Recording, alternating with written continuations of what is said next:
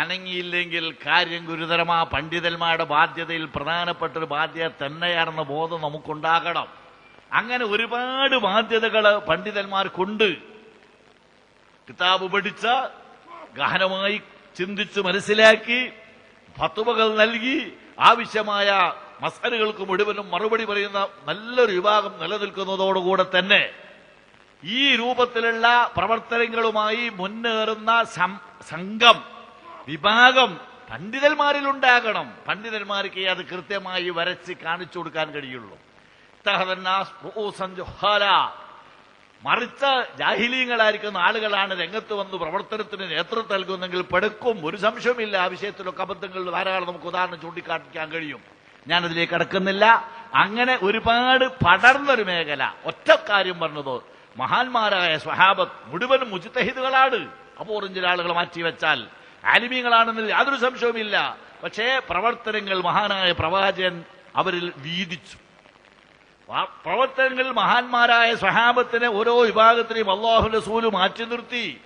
അങ്ങനെ എല്ലാ പണ്ഡിതന്മാരും വിവിധ മേഖലകളിൽ പ്രവർത്തിച്ചതുകൊണ്ടാണ് ഈ സമുദായം ഇത്രയും വളർന്നു പന്തലിച്ചിട്ടുള്ളത്. അത് ഇന്നും അനിവാര്യമാണ്, ആവശ്യമാണെന്ന് ഓർമ്മപ്പെടുത്തുകയാ. ഇല്ലെങ്കിൽ ഈ സമുദായം നശിക്കും. പണ്ഡിതന്മാര് നേതൃത്വം നൽകാത്ത കാലത്തോളം ഈ സമൂഹത്തിന് രക്ഷപ്പെടാൻ കഴിയില്ല. അതുകൊണ്ട് എല്ലാ രംഗത്തും പണ്ഡിതന്മാര് കടന്നു വന്ന് പ്രവർത്തിക്കണം. അപ്പോഴേ ഇസ്ലാമിന്റെ തനതായ രൂപം ഉണ്ടാവുകയുള്ളൂ എന്ന് മാത്രം ഓർമ്മപ്പെടുത്തി ഞാൻ നിർത്തുന്നു. അള്ളാഹു വിജയിപ്പിക്കുമാറാവട്ടെ. അസ്സലാമു അലൈക്കും. മുഖ്യാതിഥിയായി സംഗമത്തിനെത്തിയ Maharashtra governor K Sankaranarayanan Markaz science കോളേജിന്റെ ശിലാസ്ഥാപനം നടത്തി. മർക്കസുമായി വളരെ ഫ്രണ്ട്ലി കോണ്ടാക്ട്സ്, നല്ല ബന്ധം കാത്തു സൂക്ഷിച്ച ഏറ്റവും വലിയ വ്യക്തിത്വങ്ങളിൽ ഒരാളാണ് ഹിസ് എക്സലൻസി കെ ശങ്കരനാരായണൻ. മർക്കസിന്റെ 33 വർഷത്തെ പ്രവർത്തനം വളരെ പ്രധാനമായി 3 കാര്യമാണ് നേടിയെടുത്തിട്ടുള്ളത്. ഒന്നാമതായി മത, ഭൗതിക, സാങ്കേതിക സമുന്നയ വിദ്യാഭ്യാസ രീതി വളരെ ഉയർന്ന പ്രശസ്തമായ നിലയിൽ നടത്തുകയും അതുവഴി ഇവിടെ വിദ്യാഭ്യാസമുള്ള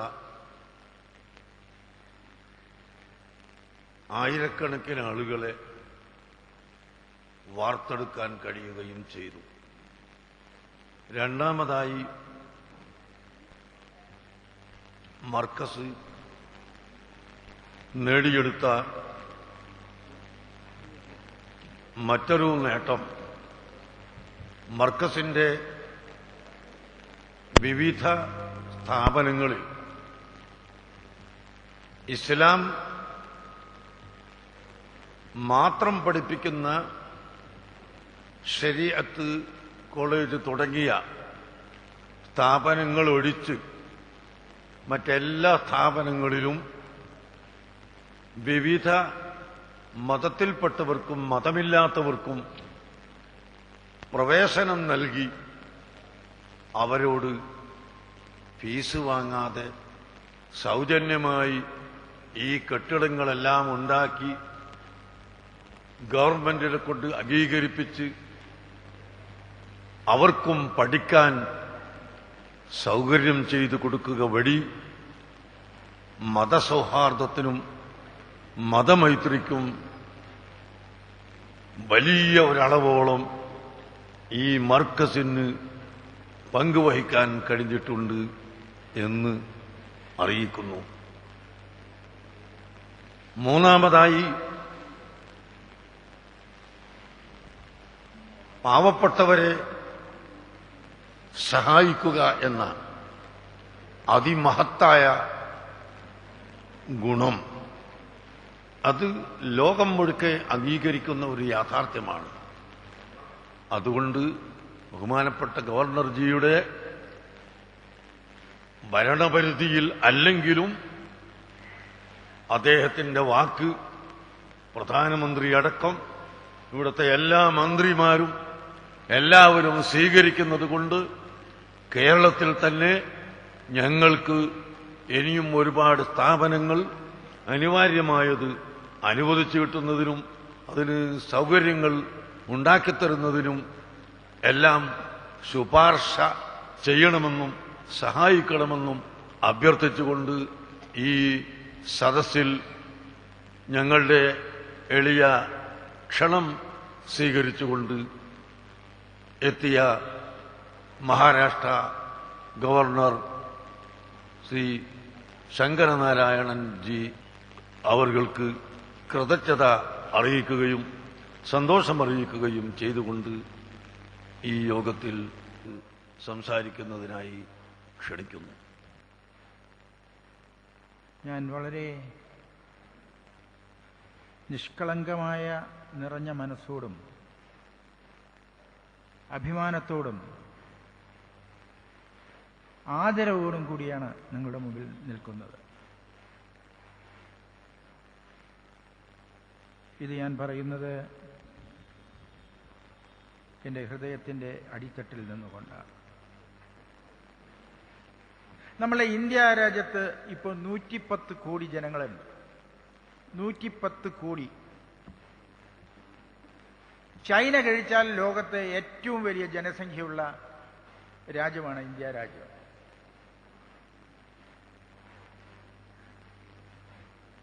ആരെങ്കിലും 33 വർഷക്കാലം കൊണ്ട് ഇത്ര യുവത്വം തുളുമ്പി നിറഞ്ഞ് പതഞ്ഞ് ഒഴുകുന്ന ഒരു സ്ഥാപനം ഉണ്ടാക്കാൻ സാധിച്ചിട്ടുണ്ടെങ്കിൽ അത് ഈ ഉസ്താദിനല്ലാതെ ആർക്കാണ് സാധിച്ചിട്ടുള്ളത്?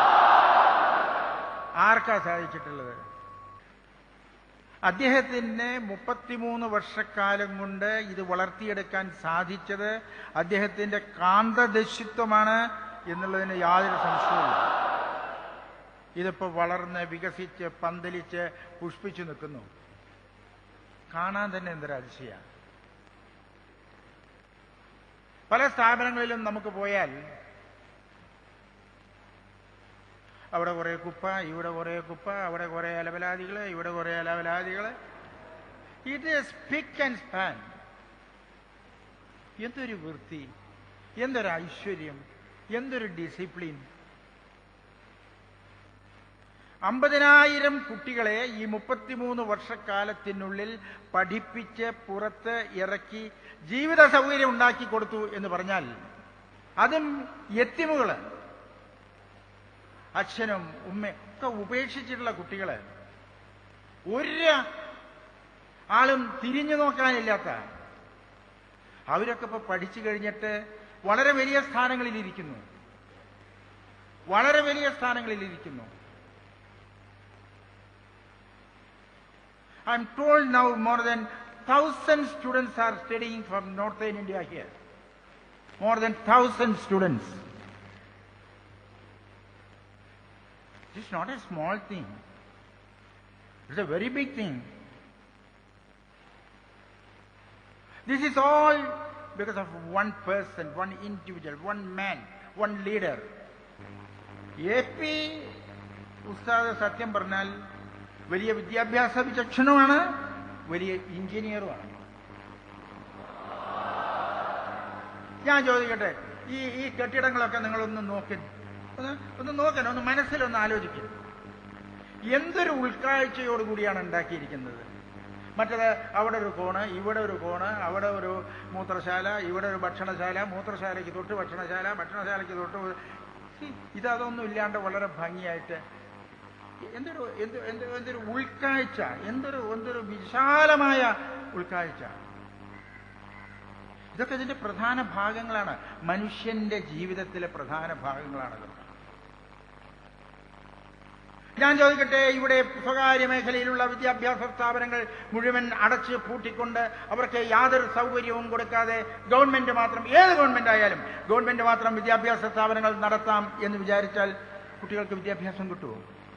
ഒരു ഇംഗ്ലീഷ് പത്രത്തിൽ ഒരു ലേഖനം വായിച്ചപ്പോൾ ഈ ഇരിക്കുന്ന കാന്തപുരം, നമ്മളുടെ ബഹുമാന്യനായ കാന്തപുരം, ഇത്ര വലിയ വിദ്യാഭ്യാസ സ്ഥാപനങ്ങൾക്ക് നേതൃത്വം കൊടുത്ത കാന്തപുരം കാശ്മീരിലും വിദ്യാഭ്യാസ സ്ഥാപനങ്ങൾ നടത്തുന്നു എന്നുള്ളതാണ് അതിന്റെ പ്രത്യേകത. ഇവിടെയുള്ള എത്ര ഇൻസ്റ്റിറ്റ്യൂഷൻസ് കാശ്മീരിൽ വിദ്യാഭ്യാസ സ്ഥാപനം നടത്തുന്നുണ്ട്? Is the only person outside Kashmir. Is the only leader outside Kashmir. കാശ്മീരിലെ കുട്ടികൾ ഇവിടെയും പഠിക്കുന്നു. മതേതരത്വം എന്ന് പറഞ്ഞാൽ പോരാ, അത് നടപ്പാക്കാൻ സാധിക്കണം. പഞ്ചസാര എന്ന് കടലാസിൽ എഴുതിയിട്ട് നക്കിയാലൊന്നും മതിരിക്കില്ല കൂട്ടരെ, അത് ചെയ്താൽ തന്നെ മതിരിക്കൂ. എല്ലാവരും ഈ രാജ്യത്ത് ഡയബറ്റീസ് ഉള്ളവരൊന്നുമല്ലല്ലോ,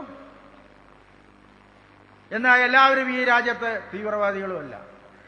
സയൻസ് ഇൻസ്റ്റിറ്റ്യൂഷൻ തിറക്കല്ല്. 4 ദിവസം മുമ്പ് ഞാൻ ഇൻഫോസിസിന്റെ ഒരു സമ്മേളനത്തിൽ പങ്കെടുത്തപ്പോൾ സയൻസ് പഠിക്കാൻ കുട്ടികൾക്ക് സൗകര്യം കുറവാണ്. സയൻസിലൊക്കെ PhD വളരെ കുറവാണ്. അതിനുള്ള സൗകര്യമാണ് ഉണ്ടാക്കിയിരിക്കുന്നത്. നമ്മളുടെ ഉസ്താദും അദ്ദേഹത്തിന്റെ പ്രവർത്തനവും അദ്ദേഹം ഉണ്ടാക്കിയിട്ടുള്ള ഈ സ്ഥാപനവും അദ്ദേഹം വളർത്തിയെടുത്ത ജനങ്ങളും കൊണ്ട് മാത്രമല്ലേ ഈ പ്രദേശം വളർന്ന് വികസിച്ച് പന്തലിച്ച് പുഷ്പിച്ച് ലോകത്ത് അറിയപ്പെടുന്ന ഒരു പ്രദേശമായി മാറിയത്. ഈ വിധത്തിലുള്ള സ്ഥാപനങ്ങളോടും അതിന്റെ നേതാക്കന്മാരോടും അതിന്റെ ആചാര്യന്മാരോടും അത് നശിപ്പിക്കാൻ വേണ്ടി ആരെങ്കിലും ശ്രമിച്ചാൽ ആ ശ്രമിച്ചവരുടെ നാശമായിരിക്കും എന്നുള്ളതിന് യാതൊരു സംശയവും. അതിനൊന്നും ലോകത്ത് ഇപ്പോൾ ആളുകൾ ജനിച്ചിട്ടില്ല.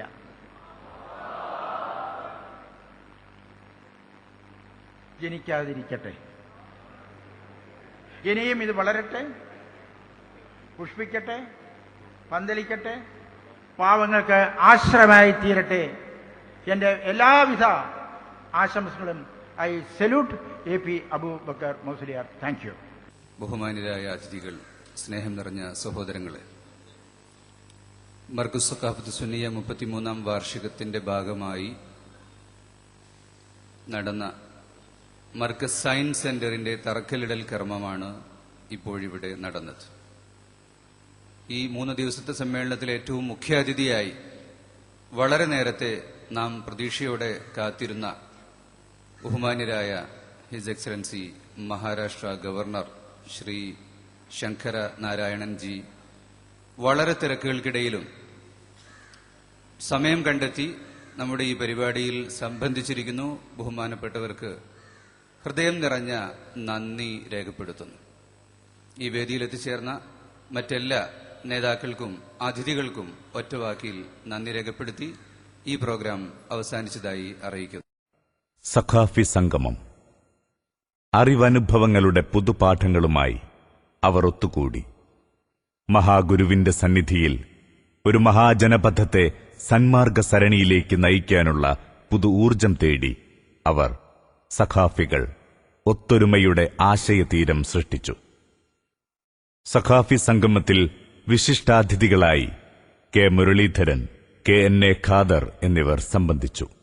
നമ്മുടെ ഓരോ മഹല്ലുകളെയും കേന്ദ്രീകരിച്ച് പരിശോധിച്ചു നോക്കിയാൽ ഖതീബ്, സദർ ഉസ്താദ്, 2 സാധാരണ ഉസ്താദുമാര്, ഒരു മുഅദ്ദിൻ, 5 ആലിമീങ്ങളെ സാന്നിധ്യമില്ലാത്ത ഒരു ഗ്രാമം കേരളത്തിൽ ഇല്ല. ഇപ്പോഴത്തെ ഒരു മഹല്ല് എന്നത് ചുരുങ്ങിയത് 150-200 വീടുകളാണ്. ഇത്രയും ഈ 200-150 വീടുകളെ കേന്ദ്രീകരിച്ച് 5 പണ്ഡിത ശിരോമണികളുടെ സാന്നിധ്യം ഉണ്ടായിട്ട് കേരളത്തിൽ 12 ബിൽഡിങ്ങുകളുള്ള ഒരു ചെറിയ പട്ടണത്തിൽ 4 മുസ്ലിം പള്ളിയാണ്. ഇത്രയും പള്ളികൾ നമുക്ക് നിറഞ്ഞു നിന്നിട്ട് ലോകാരോഗ്യ സംഘടനയുടെ പഠനമനുസരിച്ചുകൊണ്ട് മെട്രോ സിറ്റികളിൽ മാത്രമല്ല കേരളത്തിന്റെ ഗ്രാമങ്ങളിലടക്കം പുതിയ തലമുറയിൽ മദ്യപിക്കുന്നവരുടെ എണ്ണം 12-13 വയസ്സാണ്.